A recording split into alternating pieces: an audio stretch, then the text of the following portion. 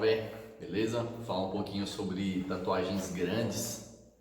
Geralmente quando a gente começa a tatuar, costuma, pelo menos isso antes, né? No começo você costumava fazer tatuagens bem pequenas, letrinhas, borboletas, fadinhas. Isso eu tô falando baseado no meu começo, tá? Em 2005. Não tô falando do começo, tipo, para quem começou em 2017, 2018, que já é outro cenário. Então lá em 2005 se pedia muito, que era comum naquela época, que se fazia muito, estrelas, kanjis. Kanjis são símbolos japoneses que podem significar uma palavra, uma ideia, tá? E escritas, fadinhas, borboletas, ramalhetezinhos de flores. Geralmente eram muitas tatuagens mais femininas, eram mais mulheres que faziam muito pequenas. Era uma febre também aquelas pimentinhas na virilha. Que mais que eu lembro aqui? Tripalzinho no cóccix, assim, já meio que já estava parando. Era muito comum tatuar o pé e atrás da orelha, era muito comum. Aí foi passando o tempo, a gente acaba, uma pessoa vai vendo o seu trabalho, pô, gostei que ali eu quero fazer algo mais complexo. Ia até o tatuador, se o tatuador achasse que estava capacitado para fazer aquilo, ele estudava aquele desenho e executava. Então é mais ou menos assim que você vai aumentando os tamanhos e a complexidade das tatuagens.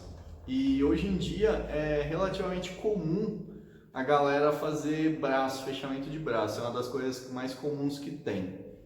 Aí são os mais variados estilos, né? Mas eu acho que hoje em dia o que se mais faz é pulso ao ombro. Tem a galera que faz a primeira tatuagem no pescoço, no rosto, na mão. Eu nem aconselho fazer isso, mas cada um, tá? Então, e tem uma galera que tem aquela vontade de fazer algo um pouco maior. Vou dar um exemplo aqui, que é o tema mais central do vídeo, que são fechamentos de costas. Desde 2005 até hoje, 2020, eu devo ter começado mais ou menos uns 20 a 25 fechamentos de costas. Eu tentei puxar na memória, mas não lembro de todos, assim. E se vocês olharem no meu portfólio, deve ter 3 ou 4 só prontos. Por que que isso acontece? Muita gente se empolga achando que é fácil tatuar as costas inteiras. Fala, pô, já tenho na costela, já tenho no pescoço, já tenho na cabeça, já tenho no pé, já tenho na mão, são lugares que doem mais. Na teoria sim, mas a tela das costas é a maior do corpo, né? Se você separar por partes, costas, perna, braço, é uma área muito grande, demanda muito tempo. Tem muita gente hoje em dia usando anestésico, eu não aconselho, tá? Nenhum tipo de anestésico, isso é uma opinião minha, tá? Não aconselho. Já ouvi muitos casos de problemas sérios de alergia aí, tá? Até bolhas, não é algo que eu aconselho. Pessoalmente, que eu já vi 2 casos, não é bacana o que pode acontecer, tá? Você pode fazer uma tatuagem com anestésico e não acontecer nada. Assim como você pode tomar 1 litro de pinga pura e não acontecer nada. Isso você pode morrer também, tá? Então, não é regra, não estou falando que é uma regra que vai acontecer ou não. Não estou criticando quem usa também, estou falando que eu, Bebeto, não uso anestésico, tá? Beleza. A galera começa a fazer tatuagem nas costas, cara, tipo a primeira sessão, a segunda, dependendo se for marcação, a marcação como que funciona? Você faz como se fosse um rascunho, você cola o decalque, só que às vezes é uma área muito grande, se você fosse riscar inteira, às vezes ia dar 12, 13 horas de risco. Não são todas as tatuagens que funcionam assim, tá? Mas vamos dizer que pegue uma situação dessa, por exemplo. Uma tatuagem tem muito risco. Se você tentar arriscar tudo, a pessoa já vai desistir na primeira sessão, na maioria dos casos, tá? Então você opta por fazer a marcação. A marcação você passa superficialmente na pele, rápido e com a tinta diluída. Às vezes 2 horinhas ali você risca umas costas inteiras. Isso é bem suave de fazer. Provavelmente ali cerca de 100% das pessoas conseguem fazer um trabalho desse nas costas inteiras, na marcação, de boa, tá? Porque é mais para um arranhão na pele. Fica bem clarinho, um cinzinha bem claro, dependendo de como vai ser o trabalho.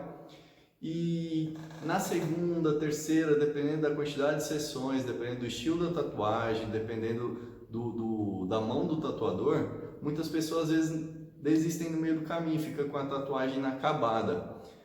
Quando a pessoa tiver essa intenção de fazer uma tatuagem grande, é bom se preparar mentalmente. Boa parte para suportar a dor da tatuagem é o estado mental da pessoa. Vou dar um exemplo. Acontece muito com mulher. Às vezes as mulheres vão marcar uma tatuagem e esquecem de calcular que elas podem estar num período pré-menstrual e ali aumenta muito a sensibilidade. Às vezes você vai tatuar uma horinha ali, ela não aguenta uma hora de tatuagem. Isso é de mulher para mulher também. Tem mulheres que não têm menos sensibilidade, outras têm mais. Então, fica aí uma dica. Se você for fazer uma tatuagem, tenta relaxar. Um dos segredos é relaxar. Parece besteira falar isso, mas quanto mais você travar, quanto mais você lutar contra a dor, pior vai ser vamos dizer assim, a situação, né? O andamento da tatuagem. Você pode limitar bastante esse sofrimento simplesmente tendo uma atitude mais positiva, de deitar, relaxar, tentar trocar uma ideia com quem estiver ali, pôr um fone de ouvido, enfim. Fazer algo que te distraia, que te desligue daquilo ali. Se você focar apenas na dor, cara, é muito difícil. Eu já fiz sessões de 6, 8 horas em mim e já fiz sessões de 1h30 terríveis, assim, tipo... Eu fiz tipo 6 a 8 horas tranquilo e às vezes 1h30 não tá no dia bom, então não aguentei direito. Hoje eu sei disso. Parece fácil falar, mas isso é mais um exercício mental do que físico. Se você tentar fazer alguns procedimentos antes, durante e depois, antes você pode cuidar da pele, fazer uma hidratação legal, evitar queimar a pele no período antes da tatuagem. Período, digo assim, pelo menos um mês antes, evitar queimar a pele, se expor demais ao sol, comer coisas que possam te dar irritação na pele. Se você já come algo que é comum subir umas espinhazinhas, sua pele fica irritada, coçando, às vezes você já tem umas tatuagens que você repara que quando você come um determinado tipo de alimento, a sua pele fica elevada na região da tatuagem, evita isso pré-tatuagem. Quando for fazer a tatuagem, se você for bêbado, vai atrapalhar muito o trabalho do tatuador. Para quem não sabe, quando você bebe muito, sangra muito mais durante o procedimento. Isso não é bom, atrapalha pra caramba, atrasa, acaba você sofrendo mais porque vai ficar um período maior do que necessário. Então, evitar isso é muito interessante também. Na hora da tatuagem, se você tentar relaxar e ficar o mais quieto, isso você ajuda absurdamente o resultado e facilita o trabalho do tatuador. E após, se você seguir todas as recomendações que o tatuador passar, você vai ter um ótimo resultado. Você muito provavelmente vai conseguir terminar a sua tatuagem grande, que são poucas pessoas que realmente têm uma tatuagem grande e bem feita, são raras assim. Mesmo entre tatuadores, muitos tatuadores, eu mesmo não tenho, eu ainda não tenho as costas, tá? É um exemplo.